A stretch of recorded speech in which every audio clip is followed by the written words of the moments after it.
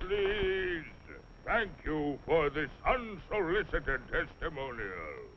And now, by special permission of the Commander-in-Chief, me, here is Mars' first space explorer, Colonel Cosmic.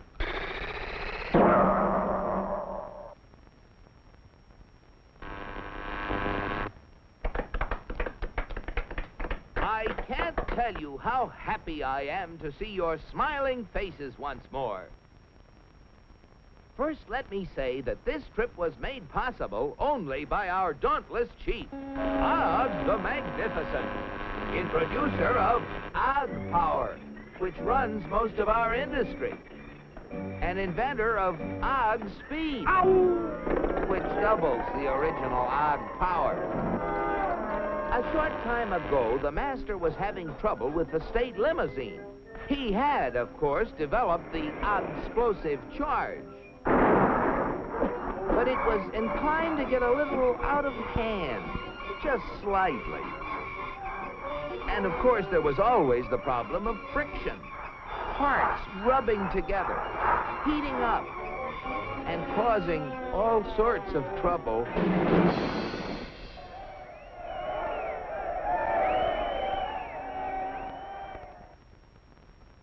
But our leader was undaunted.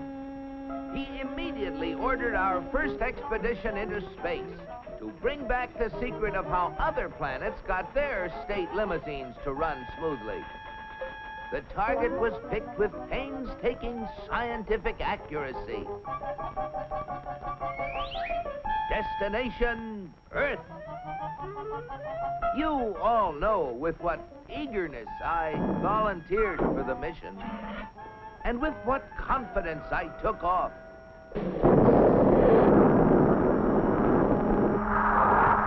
I took careful bearings and set out for my goal.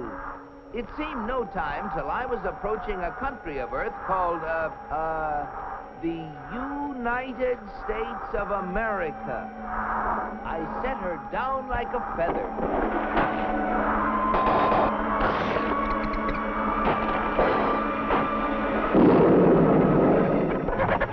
What's that, Pop? all the racket? Naturally, I protected government property by making the saucer invisible. They're after the chickens, Ma. And though the natives showed great interest in me, I decided to make myself invisible too. Seeing moving lights in the distance, I headed for them. What phenomenal luck! I had landed close to what seemed to be an endless procession of state limousines. They moved quickly, and yet with fantastic smoothness. I just had to get a closer look at one of those Earthmobiles.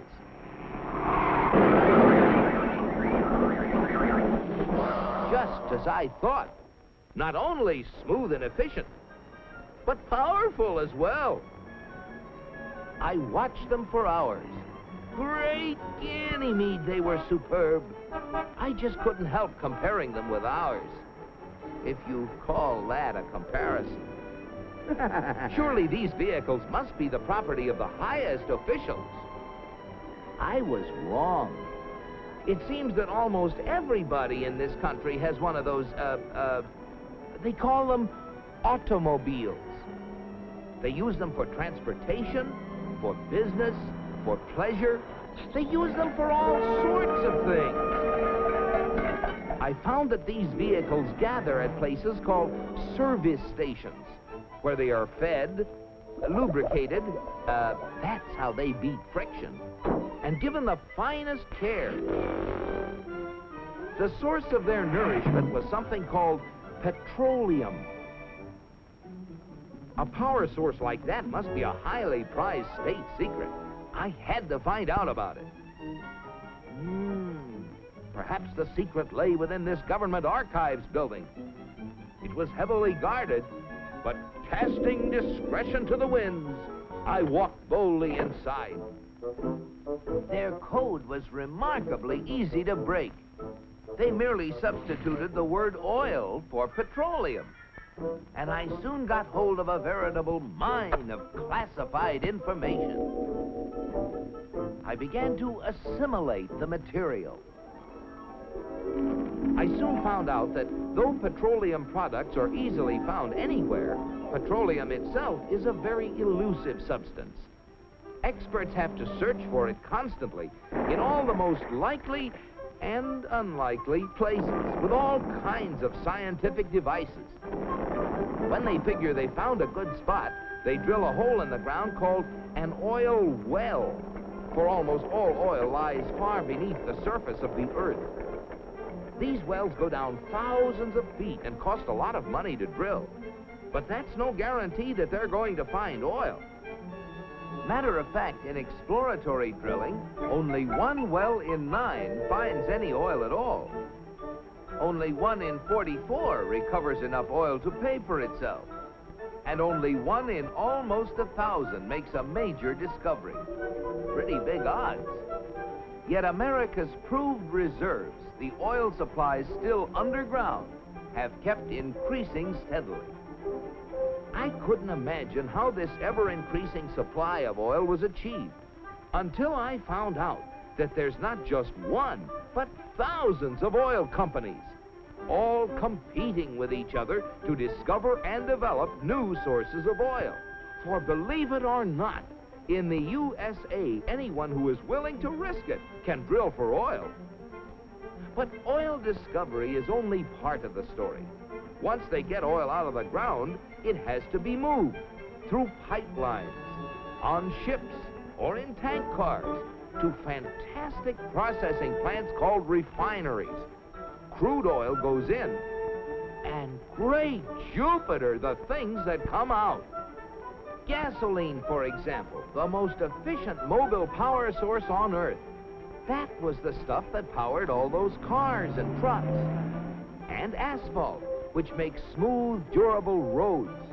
It seems that oil not only runs cars, it even gives them something to run on. Another oil product is the diesel fuel, which runs giant trains across the nation. In winter, fuel oil made from petroleum brings warmth and comfort to millions of homes. And still other fuels help defend America's shores and skies. From refineries also come the lubricating oils and greases that keep the wheels turning in America. But that still isn't all. Crude oil, like everything else, is made up of billions of tiny molecules.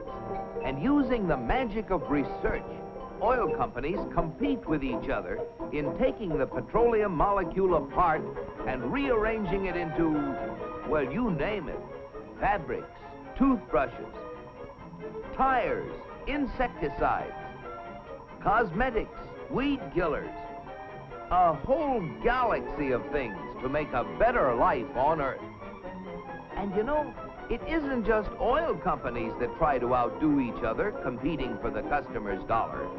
The same story is true of almost every successful business enterprise in America. The result? A higher standard of living in the USA than in any other country on the whole planet. At last, the secret was mine.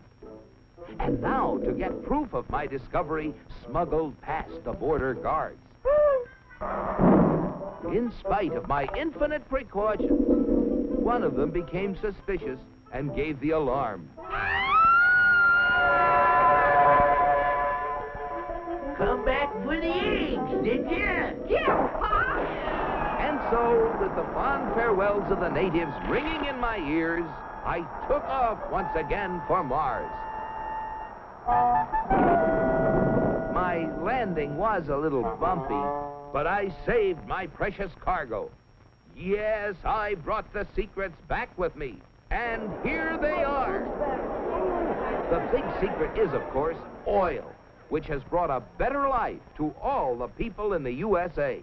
But the key to making oil work for everybody is competition. Fellow Martians, I thank you. Very interesting, Colonel. Oil, huh? Sounds splendid. But that, what was it? Competition. Not our kind of thing at all. Why, competition is downright un-Martian. Oil? You'll have oil for everybody. That's what we need. Oh, boy, oil.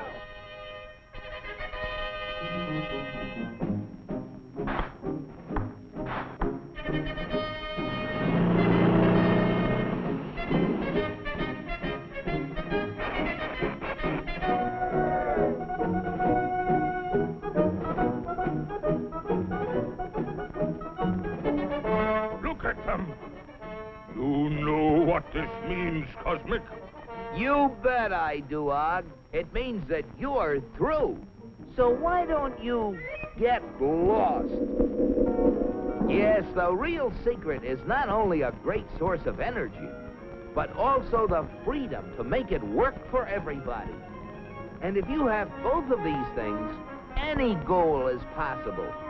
It's Destination Unlimited.